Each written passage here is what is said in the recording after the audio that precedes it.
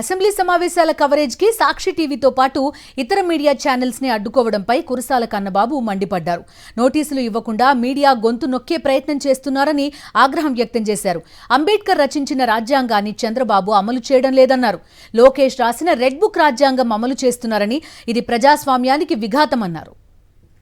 చంద్రబాబుకు ప్రశ్నించే మీడియా అంటే ఎందుకు భయం అంటోన్న వైఎస్ఆర్సీపీ ఉత్తరాంధ్ర జిల్లాల కోఆర్డినేటర్ కురసాల కన్నబాబుతో మా ప్రతినిధి రాజు మరింత సమాచారం అందిస్తారు. ప్రజాస్వామ్యంలో నిజాలను నిర్భయంగా చూపిస్తూ ప్రజల పక్షాన ప్రశ్నించే మీడియా గొంతును నొక్కే ప్రయత్నం చేస్తుంది కుటుంబ ప్రభుత్వం. ఇవాళ నుంచి ప్రారంభమైన అసెంబ్లీ సమావేశాల కవరేజ్కి వెళ్ళిన సాక్షి టీవీతో పాటుగా మరో 3 న్యూస్ ఛానళ్లను కూడా అడ్డుకునే ప్రయత్నం చేసింది. దీని మీద ప్రజలే కాదు, ప్రజాస్వామ్యవాదులు కూడా ఖండించే పరిస్థితులు ఏపీలో కనిపిస్తున్నాయి. దీని మీద మాట్లాడేందుకు ప్రస్తుతం మనతోటి మాజీ జర్నలిస్ట్, వైఎస్ఆర్ కాంగ్రెస్ పార్టీ ఉత్తరాంధ్ర జిల్లాల ఇన్ఛార్జ్ కురసాల కన్నబాబు ఉన్నారు. వారిని అడిగి తెలిసిన ప్రయత్నం చేద్దాం. సార్ చెప్పండి, ఇవాళ మనం చూసాం అసెంబ్లీ సమావేశాల కవరేజ్కి వెళ్ళినటువంటి సాక్షి టీవీతో పాటుగా మరో 3 న్యూస్ ఛానల్ కూడా అడ్డుకునే ప్రయత్నం చేసింది. దీన్ని ఎట్లా చూస్తారు సార్? అంటే సొంత రాజ్యాంగాన్ని చంద్రబాబు నాయుడు గారు అమలు చేసుకుంటున్నాడు. ఆయన అంబేద్కర్ గారు రాసిన రాజ్యాంగం కాదు, మా సొంతంగా ఒక రాజ్యాంగం ఉంది మాకు, ఆ రాజ్యాంగాన్ని అమలు చేస్తాం, అది మా అబ్బాయి రాశాడు లోకేష్, అది రెడ్ బుక్ రాజ్యాంగం అని చెప్తా ఉన్నాడు ఆయన. వాళ్ళు న్యూస్ ఛానల్స్ ఆపేశారు, 4 ఛానల్స్ ఆపేశారు, సాక్షితో సహా 3 అని చెప్తున్నారు. అది కాకుండా ప్రతిపక్ష హోదా ఇమ్మంటే మేమేమంటారు. ఎక్కడా లేని సాంప్రదాయాలు తీసుకొచ్చి పబ్లిక్ అకౌంట్స్ కమిటీ చైర్మన్ పదవి కూడా అధికార పార్టీ కూటమి భాగస్వామికే ఇస్తాడు. అంటే ఎవరు మాట్లాడకూడదు, ఎవరు నోరెత్తకూడదు, ఎవరు విమర్శించకూడదు, ప్రశ్నించకూడదు, మా ఇష్టారాజ్యం, ఇది మా సామ్రాజ్యం అన్నట్టుగా ఈ కూటమి పాలన కంటిన్యూ చేస్తూ ఉన్నారు. మీరు ఎంతమంది గొంతు నొక్కుతారు? ఎంతకాలం నొక్కిపెట్టి ఉంచగలుగుతారు? మీకు నిజంగా ధైర్యం ఉంటే అసలు ఎందుకు ఛానల్స్ని మీరు క్లోజ్ చేయించాలి? నిజంగా మీకు ధైర్యం ఉంటే వైఎస్ఆర్ పార్టీ అడుగుతున్న దానికి ఓకే, ఇక మీరే ప్రతిపక్షం అని చెప్పి ఎందుకు ఆడు కూర్చోబెట్టి మాట్లాడే అవకాశం ఎవరు? ఒక్కటి మాత్రం గుర్తుపెట్టుకోండి, ఇప్పుడు ఏదో నెంబర్లు వచ్చినాయి, చాలా తక్కువ నెంబర్ వచ్చిందని మాట్లాడుతున్నారు.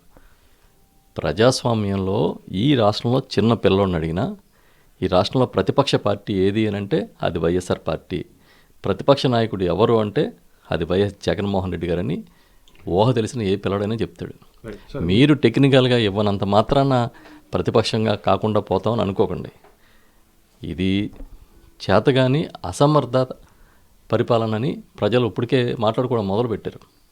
4 ఛానల్స్ని కనీసం నోటీస్ ఇవ్వకుండా ఆపేయడం అని అంటే గొంతు నొక్కేద్దామని అంటే మీ సొంత ఛానల్స్, సొంత బాకాలు, సొంత పత్రికలు మాత్రమే ఉండాలి, ఇంకెవడూ బతకూడదు. ఈ ఛానల్స్ అన్నింటినీ కూడా ఆ గొంతు నులిమేసి వాళ్ళ ఒపీనియన్స్ కూడా చెప్పలేని పరిస్థితి క్రియేట్ చేద్దామనేది బెదిరించి భయపెట్టి నడిపిద్దామని బహుశా ఈ కూటమి సర్కార్ ఆలోచన అయ్యి ఉండొచ్చు. రైట్ సార్, మీరు గతంలో కూడా జర్నలిస్ట్గా పనిచేసిన అనుభవం ఉంది. ఎన్నో వార్తా కథనాలు ప్రభుత్వానికి వ్యతిరేకంగా రాశారు. అప్పట్లో ఇలాంటి పరిస్థితులు ఉండేవి సరే, ఏ విధమైన వాతావరణం ఉండేది? ఇప్పుడు ఎట్లా వాతావరణం ఉంది మీడియా మీద ప్రభుత్వం? అప్పట్లో కూడా ఈ పరిస్థితులు లేవు. అప్పట్లో చంద్రబాబు గారు ముఖ్యమంత్రిగా ఉన్నప్పుడు కూడా లేవు. మరి ఇప్పుడు కొత్తగా ఈయన ఎవరి దగ్గర నుంచి నేర్చుకుంటున్నాడో పాఠాలు, లేకపోతే ఎవరి దగ్గర నుంచి ఈ వాళ్ళ అందరూ ఏం చెప్తున్నారంటే ఈ రాజ్యాంగం అంతా చంద్రబాబు నాయుడు గారు కుమారుడు లోకేష్ గారు రచించిన రాజ్యాంగం అన్నట్టుగా చెప్తున్నారు బయట. అదే కరెక్ట్ అయితే మీరు కొత్త ఆనవాయితీలు తీసుకొస్తే ఈ ఆనవాయితీలు ఇంకా అది సంస్కృతి అవుతుంది, రకరకాలుగా పోతాయి. ఇది మంచి పద్ధతి కాదు. ప్రజాస్వామ్యంలో ప్రశ్నించే హక్కు ప్రతి ఒక్కరికి ఉంటుంది. దాన్ని మీరు ఏదో మాకు వ్యతిరేకంగా ఛానల్స్ ఉన్నాయన్నట్టుగా మీరు బిహేవ్ చేస్తే అసలు మీకు మొత్తం మీడియా మీరేం చెప్తే అదే కదా. మొత్తం మీడియా అంతా, ఎల్లో మీడియా అంతా ఒక పెద్ద సెక్షన్ ఆఫ్ మీడియాని మీరు కంప్లీట్ మీ కంట్రోల్లో నడుపుతున్న పరిస్థితి ఉంది కదా. మీకు అనుకూలంగా ఒక మీడియా పనిచేస్తుంది కదా. ఎందుకు మీకు ఇంకా భయం అంటే ఏ నిజాలు బయటకు వస్తాయనోనా? ఇది కరెక్ట్ కాదు ప్రజాస్వామ్యంలో. రైట్, ఇది మనం చూస్తున్నాం. కూటమి ప్రభుత్వం తీసుకున్నటువంటి నిర్ణయాన్ని కన్నబాబు ఖండిస్తున్నారు. ముఖ్యంగా ప్రజాస్వామ్యంలో ఈ విధంగా వ్యవహరించడం సరికాదు, ప్రశ్నించే మీడియా గొంతుకు ప్రయత్నాన్ని ఇప్పటికైనా ఆపాలని చెప్తున్నారు. ప్రధానంగా చంద్రబాబు తన కుమారుడు లోకేష్ రాసినటువంటి రెడ్ బుక్ రాజ్యాంగాన్ని ఏపీలో అమలు చేస్తున్నారు. ఇప్పుడు అది మీడియా వంతయింది. ఖచ్చితంగా ప్రజలంతా కూడా దీన్ని ఖండిస్తారని చెప్పి కూడా చెప్తున్న పరిస్థితి కనిపిస్తుంది. వీడియో జర్నలిస్ట్ వెంకటరమణతో కలిసి కరస్పాండెంట్ రాజు, సాక్షి టీవీ, కాకినాడ నుండి.